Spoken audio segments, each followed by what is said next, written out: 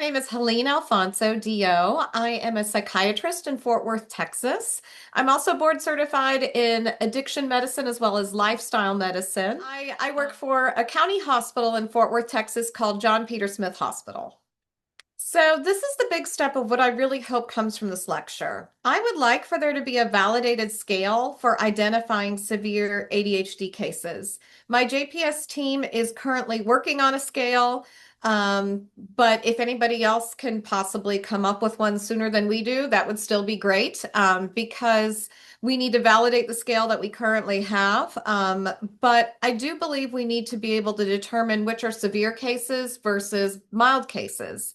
I do want there to be more interest in developing non-stimulant treatments for ADHD and I guess the pharmacology industry to possibly take on more of those types of medications. In recent years, we have had a few more, but we still need different mechanisms of action.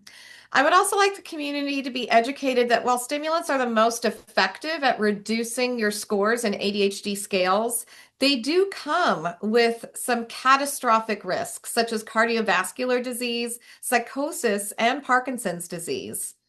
For us as providers, we have no way of telling which patients will experience these and when. Let's see, I do have a colleague, Dr. Maureen Kahn, who is our psychiatrist for PeriPan, which is a statewide mental health program that serves rural and underserved areas across Texas. And she specializes in treating pregnant and postpartum women.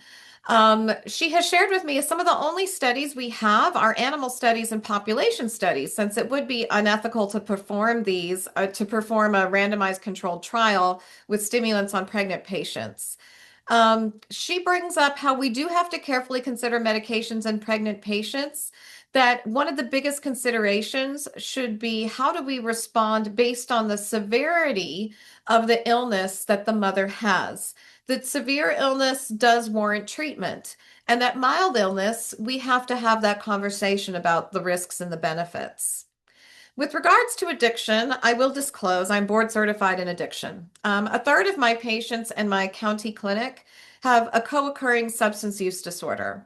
I am blessed that my patient population is incredibly diverse. I treat patients no matter what their insurance coverage is, from affluent patients with insurance to my uninsured patients who are living in their vehicles. Addiction does not care how much money you have. It does not care what your ICD diagnosis is. And as a provider, what I have learned is I have no way of predicting which patients will develop addiction and which ones will not. And the only thing that I guess can determine this would be exposing them to the medication and seeing what happens later.